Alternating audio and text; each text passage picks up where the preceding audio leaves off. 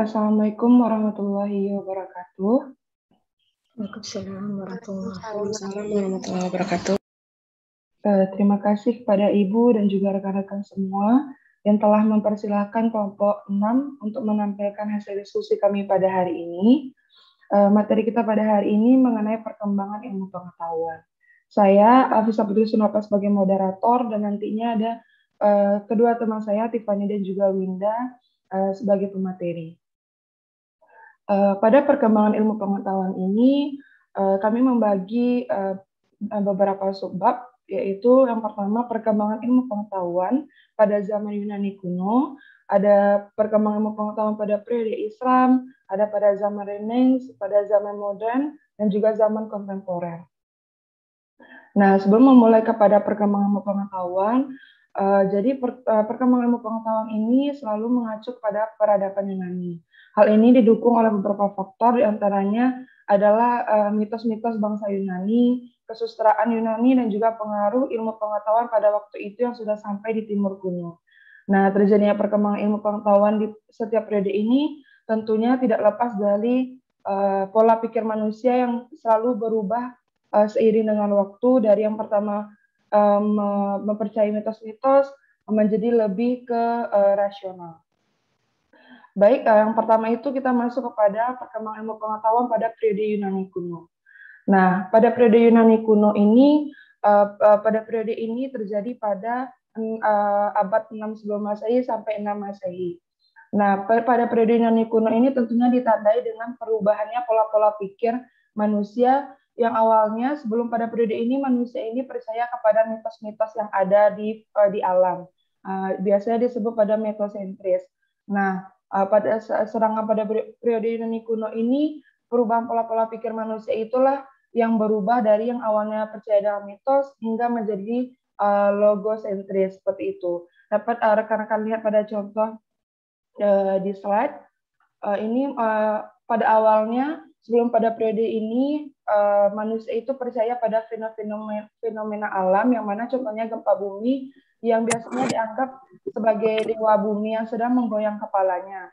Namun ketika masuknya filsafat, masuknya ilmu, diperkenalkanlah bahwa gempa bumi ini sudah dianggap sebagai aktivitas alam yang terjadi secara kausalitas.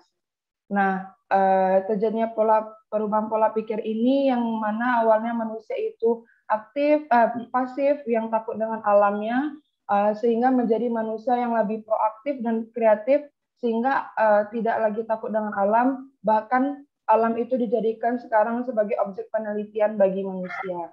Nah, dari proses inilah tersebut ilmu pengetahuan berkembang pada periode Yunani ini. Adapun pada zaman ini bermuncullah banyak ilmuwan-ilmuwan yang terkemuka.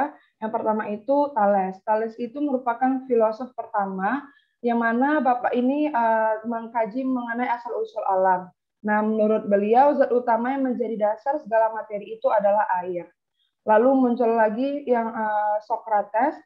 Socrates ini sumbaksi terbesarnya itu adalah pemikiran baratnya mengenai metode penyelidikannya yang dikenal sebagai metode Elenchos. Nah, Socrates ini dikenal sebagai bapak sumber etika atau filsafat moral dan juga filsafat secara umum. Selanjutnya ada Pythagoras, tentunya tidak asing bagi kita, ya biasanya disebut bapak bilangan, yaitu seorang matematikawan dan filsuf Yunani yang paling dikenal melalui teoremanya. Beliau berhasil menyumbang beberapa teori tentang bilangan, pembentukan benda, dan lain-lain. Lalu ada lagi ilmuwan bernama Plato. Nah, karena yang paling terkenal yaitu mengenai republik. Selain itu, ia juga menulis mengenai hukum. Sumbangsi Plato yang terpenting tentu saja adalah ilmunya mengenai ide. Lalu ada Aristoteles. Pada masa Aristoteles inilah puncak kejayaan filsafat Yunani terjadi pada masa ini. Pada Aristoteles ini memberikan banyak sekali kontribusi di bidang-bidang seperti metafisika, fisika, etika, politik, ilmu kedokteran maupun ilmu alam. Nah, beliau inilah yang berhasil menemukan pemecahan persoalan-persoalan besar filsafat yang dipersatukan dalam satu sistem, yaitu logika, matematika, fisika, dan juga metafisika. Logika Aristoteles berdasarkan pada analisis bahasa yang disebut silogisme. Baik, mengenai periode perkembangan ilmu pengetahuan pada periode Islam ini, yang akan dijelaskan oleh rekan saya Tiffany. Kepada Tiffany dipersilahkan. Baik, terima kasih kepada moderator. Yang selanjutnya yaitu mengenai perkembangan ilmu pengetahuan pada periode Islam. Islam sesungguhnya adalah ajaran yang sangat cinta terhadap ilmu pengetahuan. Hal ini sudah terlihat dari pesan yang terkandung dalam Al-Quran yang diwahyukan pertama kali kepada Nabi Muhammad SAW, yaitu surat Al-Alaq dengan diawali kata perintah Iqra yang berarti bacalah. Adapun sejarah dari perkembangan ilmu dalam Islam ini, yang pertama mengenai penyampaian ilmu dan filsafat Yunani ke dunia Islam. Perjalanan ilmu dan juga filsafat di dunia Islam pada dasarnya terdapat upaya rekonsiliasi dalam arti mendekatkan dan mempertemukan dua pandangan yang berbeda. Adapun proses penyampaian ilmu dan filsafat Yunani ke dalam Islam seperti aktivitas penterjemahan menurut Syekh Al-Qadir. Nah, proses penterjemahan dan penafsiran buku-buku Yunani di negeri-negeri Arab dimulai jauh sebelum lahirnya agama Islam atau penaklukan Timur Dekat oleh bangsa Arab. Kemudian yang kedua, perkembangan ilmu pada masa Islam klasik. Nah, pada zaman ini adanya peristiwa fitnah Al-Kubra yang ternyata tidak hanya membawa konsekuensi logis dari segi politis yang dipahami selama ini, tetapi ternyata juga membawa perubahan besar bagi pertumbuhan dan perkembangan ilmu di dunia Islam. Pasca terjadinya fitnah Al-Kubra tadi muncullah berbagai golongan yang memiliki aliran teologis tersendiri yang pada dasarnya berkembang karena alasan-alasan politis. Kemudian yang ketiga itu ada perkembangan ilmu pada masa kejayaan Islam. Pada masa kejayaan kekuasaan Islam ini, khususnya pada masa pemerintahan dinasti Umayyah dan dinasti Abbasiyah, ilmu berkembang sangat pesat dan maju. Kemajuan ini membawa Islam pada masa keemasannya, di mana pada saat yang sama wilayah-wilayah yang jauh di luar kekuasaan Islam masih berada pada masa kegelapan peradaban. Kemudian yang keempat ada masa keruntuhan tradisi keilmuan dalam Islam. Pada abad ke-18 dalam sejarah Islam adalah abad yang paling menyedihkan bagi umat Islam dan memperoleh catatan yang buruk bagi peradaban Islam secara universal. Nah, salah satu penyebab runtuhnya tradisi keilmuan Islam yaitu karena adanya paham Yunani mengenai realitas yang pada pokoknya bersifat statis, sementara jiwa Islam adalah dinamis dan berkembang. Nah, semua aliran pemikiran Muslim bertemu dalam satu teori Ibnu Miskawayh mengenai kehidupan sebagai suatu gerak evolusi dan pandangan Ibnu Khaldun mengenai sejarah. Kemudian tokoh-tokoh yang terkenal pada zaman periode Islam ini, yaitu yang pertama ada karya Al-Hawi dari tokoh Al-Razi, di mana karya tersebut merupakan sebuah ensiklopedia mengenai seluruh perkembangan ilmu kedokteran sampai masanya. Kemudian tokoh yang kedua yaitu Ibnu Rushd, beliau seorang filsuf yang menerjemahkan karya-karya Aristoteles. Yang ketiga ada Ibnu Sina. Beliau menuliskan buku-buku kedokteran atau Al-Qanon yang menjadi standar dalam ilmu kedokteran di Eropa. Kemudian yang tokoh yang keempat ada Al-Khawarizmi. Beliau menyusun buku Al-Jabar pada tahun 825 Masehi yang menjadi buku standar beberapa abad di Eropa. Nah, selanjutnya yang ketiga itu perkembangan ilmu pengetahuan pada zaman Renaissance. Pada zaman ini, pengaruh ilmu pengetahuan Islam atas Eropa yang sudah berlangsung sejak abad ke-12 Masehi itu menimbulkan gerakan kebangkitan kembali pusaka Yunani di Eropa pada abad ke-14 Masehi. Nah, berkembangnya pemikiran Yunani di Eropa kali ini adalah melalui terjemahan-terjemahan Arab yang dipelajari dan kemudian diterjemahkan kembali ke dalam bahasa Latin. Zaman Renaissance ini ditandai sebagai era kebangkitan kembali pemikiran yang bebas dari dogma-dogma agama. Pada zaman ini, manusia ingin mencapai kemajuan atas hasil usahanya sendiri, tidak didasarkan atas campur tangan ilahi. Nah, ilmu pengetahuan yang berkembang maju pada zaman ini yaitu pada bidang astronomi.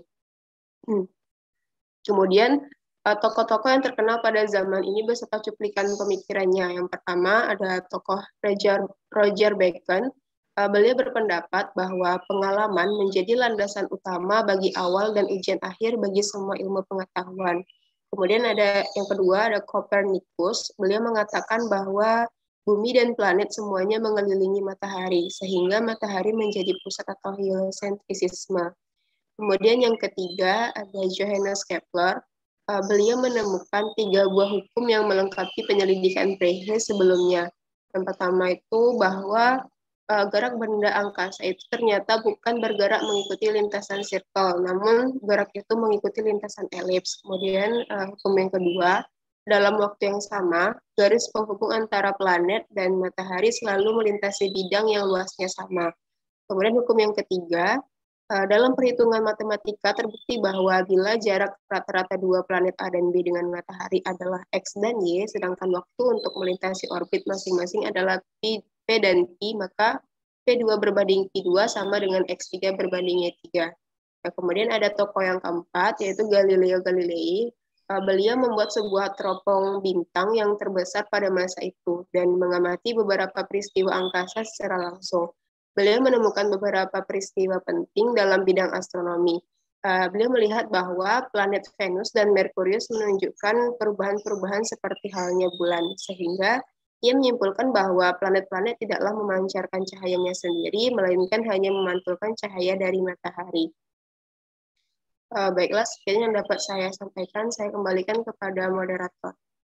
Baik, terima kasih kepada rekan saya Tiffany. Selanjutnya mengenai perkembangan ilmu pengetahuan pada zaman modern yang akan dijelaskan oleh Winda. Pada Winda dipersilahkan. Terima kasih kepada moderator. Bismillahirrahmanirrahim.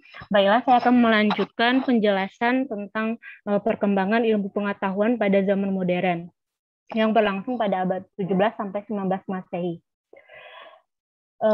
Perkembangan pengetahuan pada zaman modern ini ditandai dengan berbagai penemuan dalam bidang ilmiah. Perkembangan ilmu pengetahuan pada zaman modern ini dimulai sejak zaman Renaissance. Seperti René Descartes, tokoh yang terkenal sebagai bapak filsafat modern.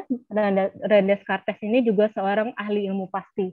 Penemuannya dalam ilmu pasti itu adalah sistem koordinat yang terdiri dari 2 garis lurus X dan Y dalam bidang datar. Kemudian ada Isaac Newton dengan temuannya teori gravitasi, ada Charles Darwin dengan teori struggle for life, perjuangan untuk hidup. Selanjutnya pun, tokoh yang terkenal pada zaman modern ini ada René Descartes tadi, di mana ia menemukan sistem koordinat yang terdiri dari garis lurus X dan Y dalam bidang datar. Maka sistem koordinat ini dinamakan orthogonal coordinate system. Dan ia juga terkenal dengan semboyan yang namanya cogito ergo sum, yaitu atau I think therefore I'm. Saya berpikir maka saya ada. Kemudian ada Isaac Newton. Isaac Newton ini terkenal dengan ilmu matematika, fisika, dan astronomi, dan juga teori gravitasi, perhitungan kalkulus, optika, dan sebagainya. Kemudian ada Joseph Black. Joseph Black ini adalah pelopor dalam pemeriksaan kualitatif. Ia menemukan gas karbon dioksida. Selanjutnya, Put. Kemudian ada Henry Cavendish. Ia memeriksa gas yang terjadi jika serbuk sari besi disiram dengan asam dan menghasilkan hawa yang dapat dinyalakan. Kemudian ada Joseph Priestley yang menemukan 9 macam hawa NO atau nitrogen dan oksigen yang antara lain dapat dihasilkan oleh tanaman. Kemudian ada Anthony Laurent Lavoisier yang sarjana yang meletakkan dasar ilmu kimia sebagaimana yang kita kenal sekarang. Kemudian ada J.L. Proust yang mengenalkan atom. Selanjutnya, Put. Kemudian ada Johann Dalton yang mendapatkan ilham untuk menetapkan kesatuan A unit untuk mencari keterangan tentang perbandingan yang tetap. Kemudian ada Frederick Wöhler yang menemukan sintesis urea pada tahun 1828. Ada Henry Becquerel yang ada suami istrinya juga Curie dan J.J. Thomson, di mana menemukan radium logamnya dapat berubah menjadi logam lain, sedangkan Thomson menemukan elektron. Kemudian ada Charles Darwin yang dikenal sebagai penganut teori evolusi yang fanatik, dan Darwin menyatakan bahwa perkembangan yang terjadi pada makhluk hidup di bumi ini karena seleksi alam. Teori yang terkenal tadi sudah saya sebutkan bahwa ada struggle for life, yaitu perjuangan untuk hidup.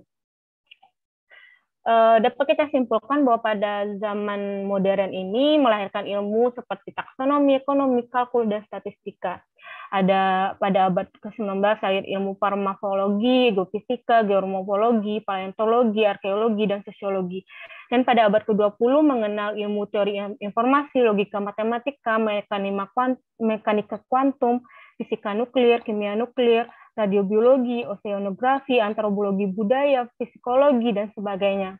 Dan pada zaman modern ini ada juga James Watt yang menemukan mesin uap pada abad ke-18, kemudian alat tenun, serta Inggris menjadi penghasil tekstil terbesar, kemudian diikuti Amerika Serikat dan Jepang menjadi negara industri. Dan pada zaman modern ini juga ditemukan yang namanya planet Neptunus, kemudian pada zaman modern terjadi perkembangan yang sangat pesat dari beberapa bidang ilmu, misalnya ilmu kimia, ilmu fisika, kimia organik, biokimia, dan sebagainya. Di samping ilmu yang bersifat kuantitatif, ada juga ilmu kualitatif, yaitu seperti ekonomi, psikologi, sosiologi. Dan pada abad ini juga ditemukannya planet terakhir, yaitu Pluto, dan dapat disimpulkan pada zaman modern ini pengetahuan itu sangat diperluas. Selanjutnya, Put. Dan pada zaman modern ini juga muncul aliran-aliran filsafat dengan tokohnya. Para filsuf modern ini menegaskan bahwa pengetahuan itu tidak berasal dari kitab suci atau ajaran agama, tidak juga dari penguasa, tetapi dari diri manusia sendiri. Jadi pada abad pertengahan kan banyak yang menganggap bahwa pengetahuan itu adalah berasal dari agama, diatur oleh dokumen-dokumen agama.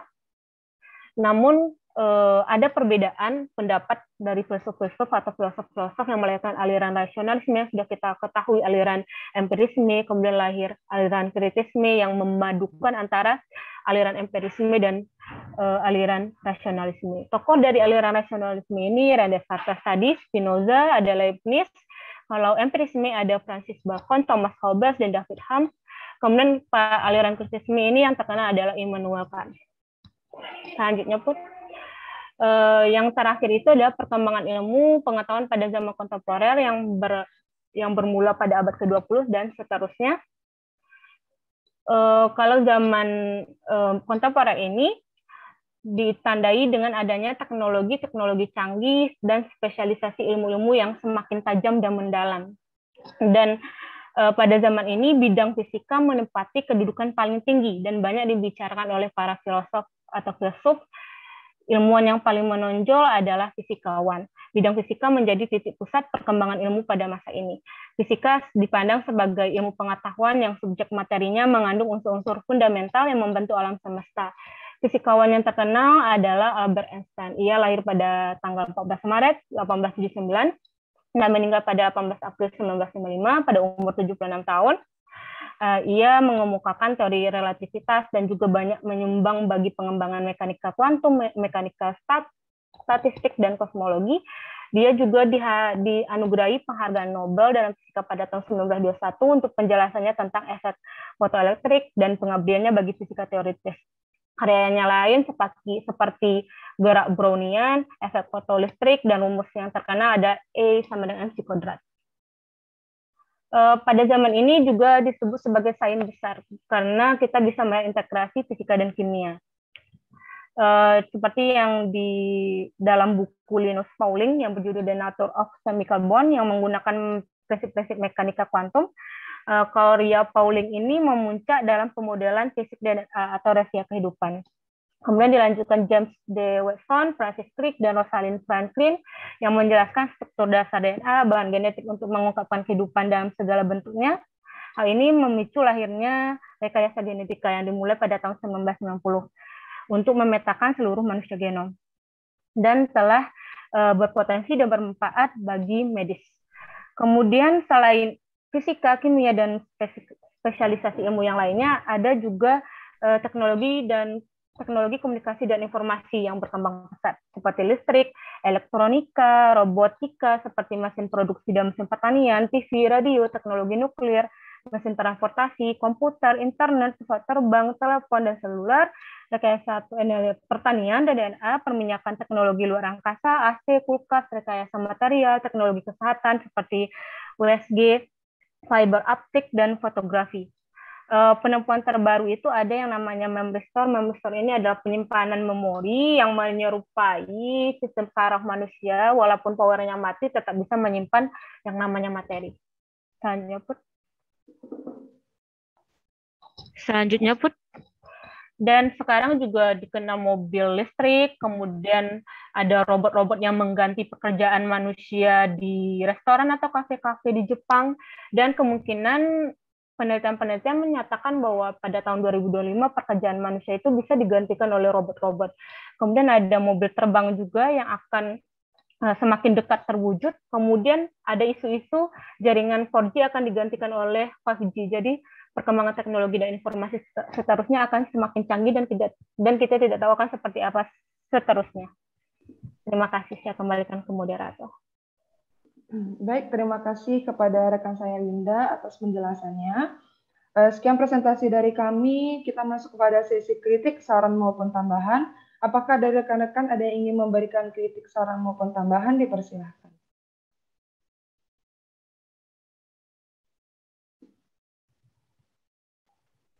Sekali lagi, dipersilakan bagi teman-teman yang ingin memberikan kritik, saran maupun tambahan. Baik, jika tidak ada, kita masuk kepada diskusi. Apakah ada dari rekan-rekan yang ingin berpartisipasi, memberikan pertanyaan diskusi kita pada hari ini? Dipersilahkan kepada rekan-rekan.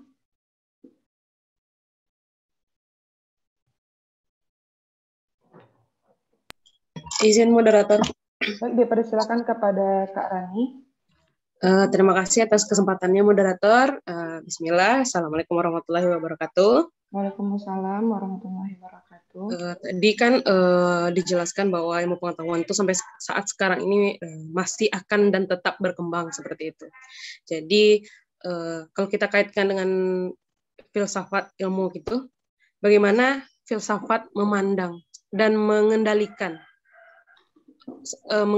dalam hal mengontrol ya ilmu pengetahuan, apalagi dengan tentang tugas dan peranan manusia tadi yang digambarkan akan digantikan oleh tenaga robotik seperti itu ya.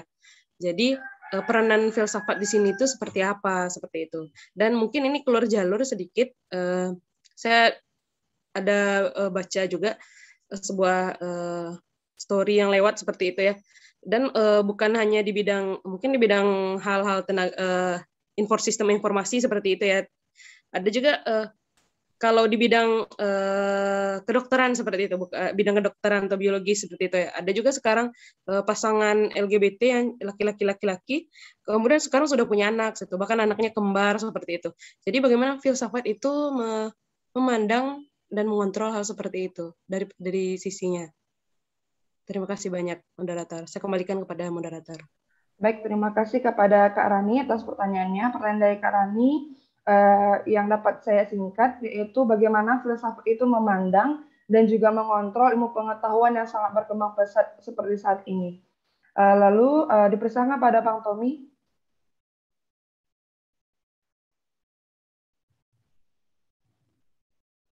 Bang Tommy.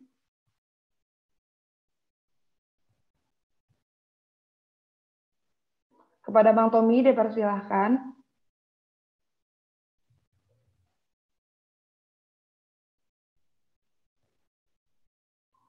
Baik, kalau kita masih menunggu Bang Tommy, apakah dari rekan-rekan terlebih dahulu ada yang ingin mencoba bertanya? Dipersilahkan.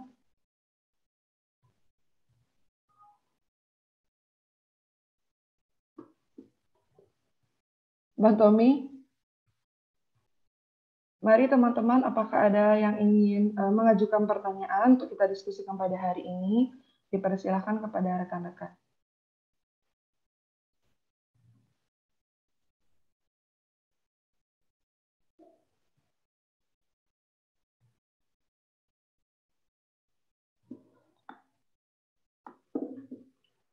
Baik, di sini pertanyaan Bang Tommy, yaitu bagaimana hubungan filsafat Islam dan filsafat Yunani dalam mendorong perkembangan ilmu pengetahuan.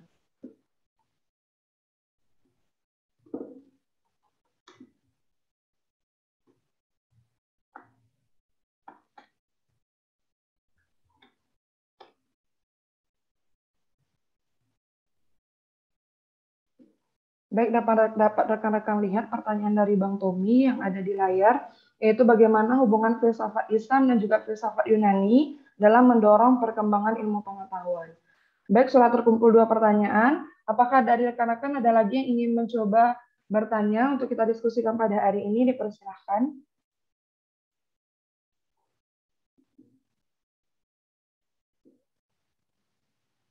Baik, sepertinya tidak ada. Apabila nanti masih ada satu lagi pertanyaan, kita lanjutkan. Baik, di sini sudah terkumpul 2 pertanyaan yang akan kita diskusikan pada hari ini, yaitu pertanyaan dari Kak Rani dan juga pertanyaan dari Bang Tommy. Apakah ada rekan saya ada yang ingin mencoba terlebih dahulu untuk mencoba menjawab pertanyaan dari rekan-rekan kita? Dipersilahkan.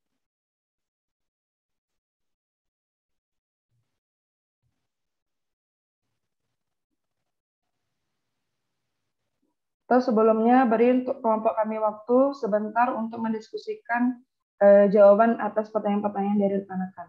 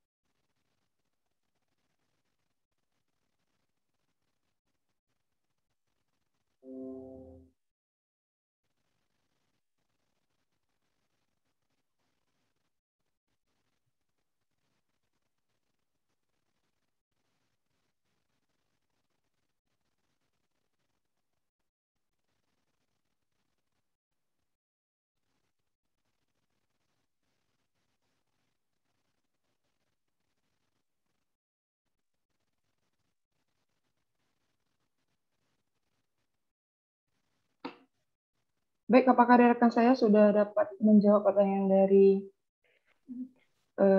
penanya? Dipersilakan kepada Winda mungkin. Saya akan mencoba menjawab pertanyaan dari Kak Rani tentang bagaimana filsafat mengendalikan dan mengontrol ilmu pengetahuan yang terus berkembang. Pada materi sebelumnya kita sudah mempelajari, di awal-awal kita sudah mempelajari bagaimana perbedaan filsafat dan ilmu. Kalau ilmu itu memandang kebenaran itu dari satu sisi, dari bidangnya. Kalau filsafat itu dari logikanya, estetikanya, etikanya, dari baik buruk, benar salah, keindahan dan tidak indahnya. Sedangkan ilmu itu memandang dari satu bidang saja, seperti cloning gen yang banyak, cloning domba doli yang banyak dicontohkan Ibu kemarin, bagaimana dampaknya di biologi. Jika di biologi dikatakan baik, maka dilanjutkan di filsafat melihat yang namanya estetikanya. Kemudian materi selanjutnya kita juga menyinggung yang namanya bagaimana filsafat mengendalikan ilmu yang terspesialisasi, yang telah terkelompok-kelompokkan. Mungkin bisa dikaitkan dengan pertanyaan kayak Kak Rani, bagaimana peran filsafat dalam mengendalikan dan mengontrol ilmu yang telah berkembang. Di sini ilmu itu bebas secara ontologi, mau bikin apa saja, mau buat apa saja. Ilmu itu bebas secara epistemologi, metodologinya apa, dan ilmu itu tidak bebas di bagian nilainya atau aksiologinya. Jadi ilmu itu berkembang di jalurnya, dan ia akan terbentur dengan etika estetika di filsafat. Jadi ia tidak bebas di aksiologinya atau nilai. Begitu pendapat saya. Saya kembalikan ke moderator. Baik, terima kasih pada rekan saya Winda. Selanjutnya, apakah ada rekan-rekan ada yang ingin mencoba menambahkan jawaban dari kelompok kami? Dipersilahkan.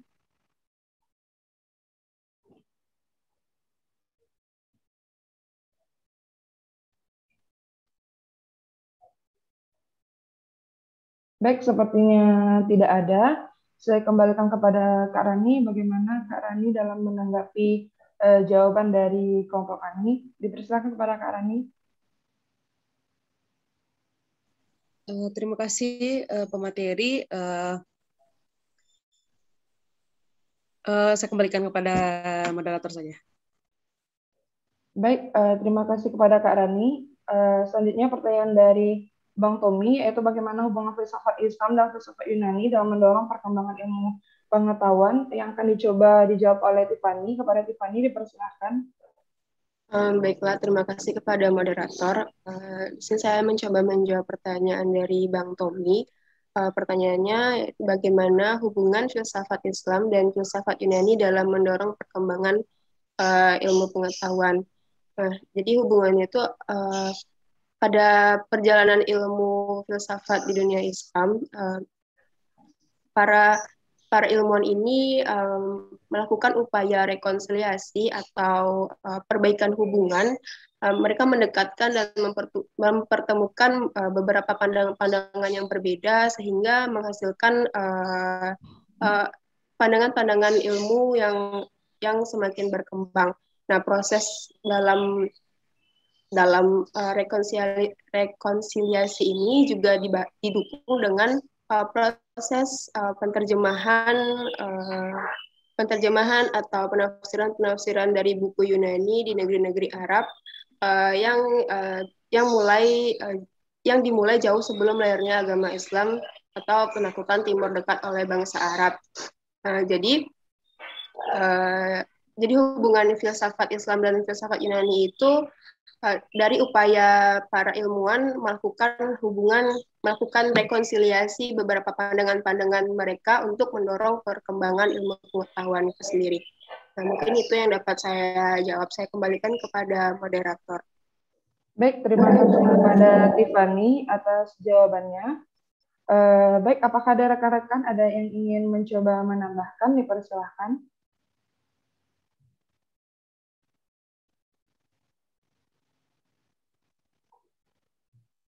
Sepertinya tidak ada. Saya kembalikan kepada Bang Tommy. Bagaimana, Bang Tommy? Apakah sudah dapat menerima jawaban dari kelompok kami? Dipersilakan kepada Bang Tommy.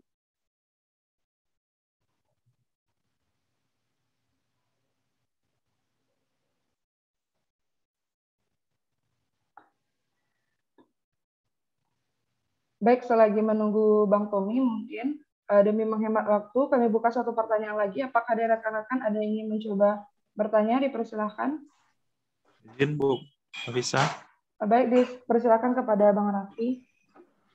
Ya, terima kasih Bu Abisa. Assalamualaikum warahmatullahi wabarakatuh. Waalaikumsalam warahmatullahi wabarakatuh. Di sini saya menyorot kepada ilmu kita ya, biologi atau secara umum ilmu pengetahuan alam. Jadi sama-sama kita ketahui bahwasannya ilmu pengetahuan alam menurut perkembangannya itu kita lihat ada dua, ada IPA klasik sama IPA modern gitu ya. Mana IPA klasik itu penyelidikannya lebih umum dan bersifat hal-hal yang makroskopis gitu sehingga dikenal juga dengan IPA konvensional sampai kepada IPA modern di mana penyelidikannya lebih rinci, lebih runut dan bersifat mikroskopis gitu. Sementara kita lihat perkembangan IPA juga berlangsung sangat cepat, banyak sekali penemuan-penemuan baru hingga sampai saat ini kita sama-sama saksikan. Akan tetapi dari penyajian yang telah disampaikan oleh kelompok penyaji itu kita juga lihat bahwasanya ilmu pengetahuan secara umum juga mengalami perkembangan. Nah, dari sana kita juga dapat melihat bahwasanya ilmu pengetahuan yang berkembang itu dapat kita lihat urutannya dari ilmu pengetahuan yang difokuskan itu akan menjadi disiplin ilmu. Kemudian dari disiplin ilmu, kemudian akan juga bisa berkembang menjadi multidisiplin ilmu maupun interdisiplin ilmu yang melibatkan dua atau lebih dari disiplin ilmu, gitu kan. Nah, pertanyaan saya dari uraian yang saya sampaikan tersebut, khusus untuk ilmu pengetahuan alam, menurut kelompok penyaji, apakah faktor penentu perkembangan ilmu pengetahuan alam tersebut menjadi beberapa disiplin ilmu, multidisiplin ilmu maupun interdisiplin ilmu terkait dengan karakteristik ilmu pengetahuan alam. Jadi saya bertanya spesifik mengenai ilmu pengetahuan alam dan mungkin juga bisa kelompok penyaji memberikan atau adakah perbedaannya dengan ilmu pengetahuan lain? Terima kasih, Bu Fisa, saya kembalikan.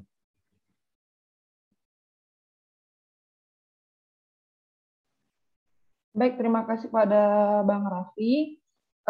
Mungkin kepada Bang Raffi bisa diulangi lagi pertanyaannya. Mungkin pertanyaan saya kurang lengkap, sehingga nanti menyebabkan kurang dalam menjawab. Dipersilakan pada Bang Raffi kembali. Oh iya, iya.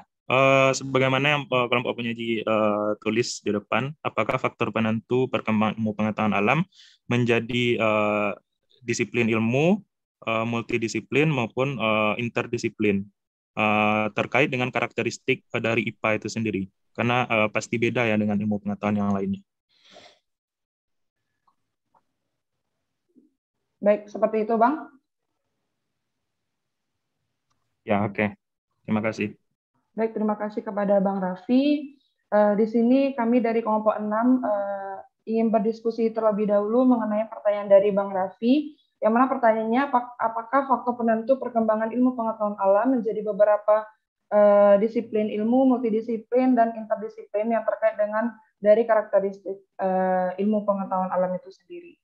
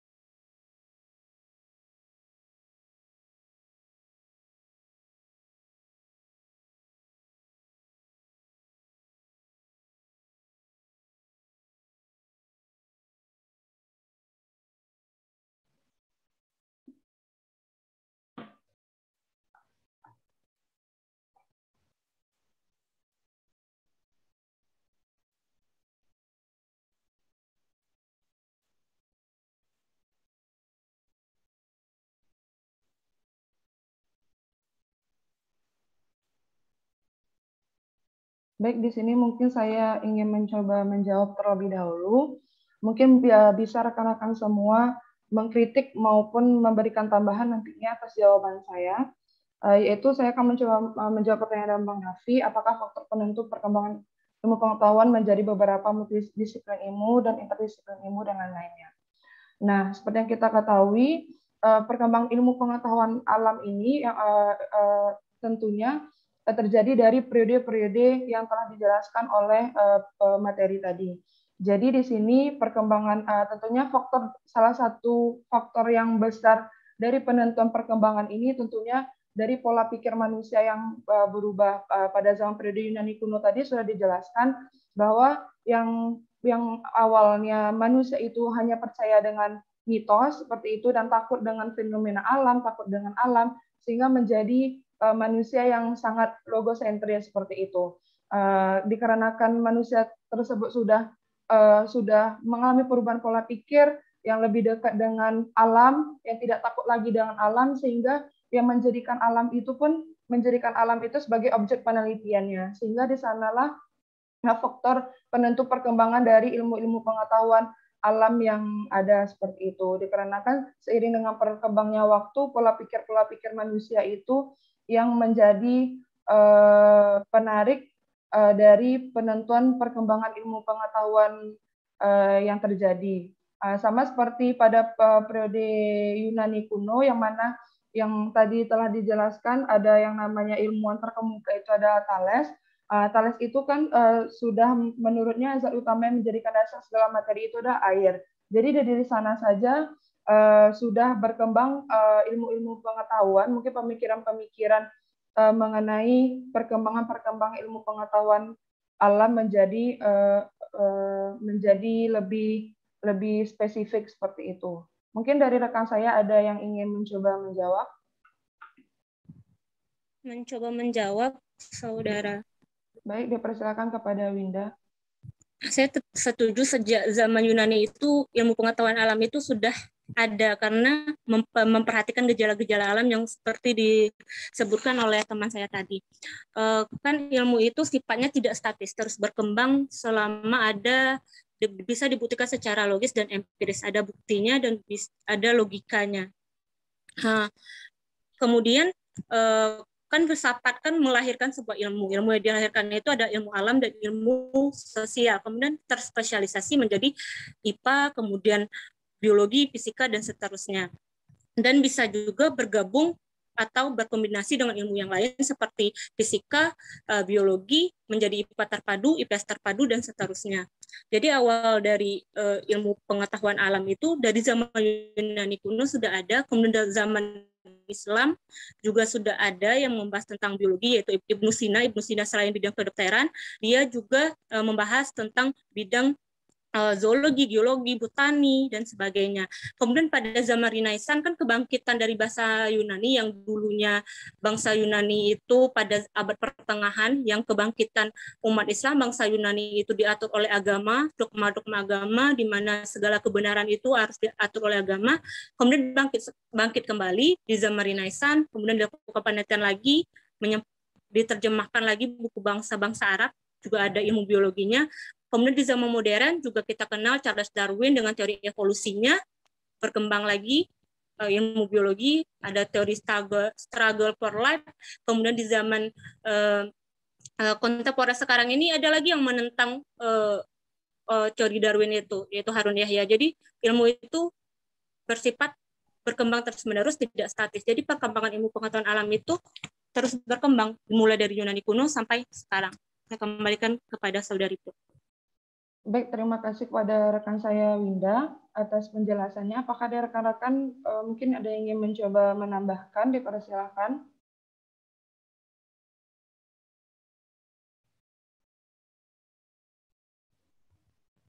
Baik, sepertinya tidak ada. Mungkin sekian jawaban dari kelompok kami. Saya silakan kepada Bang Raffi. Apakah Bang Raffi ada sanggahan maupun setuju dengan pendapat kami? Dipersilakan kepada Bang Raffi. Ya, terima kasih Bu Afisa. Saya kembalikan. Baik, terima kasih kepada Bang Raffi.